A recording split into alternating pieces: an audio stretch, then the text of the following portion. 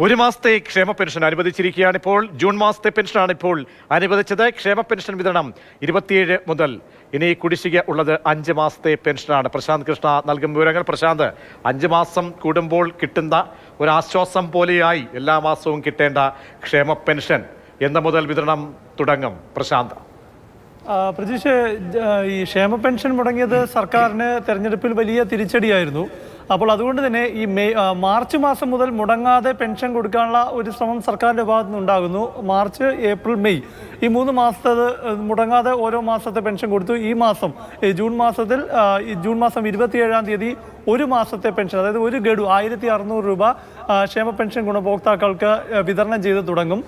900 കോടി രൂപ ഇതിനായി ധനവകുപ്പ് അനുവദിച്ചിട്ടുണ്ട്. ഏതായാലും ഇനി എങ്കിലും 5 മാസത്തെ കുടിശ്ശികയുണ്ട്.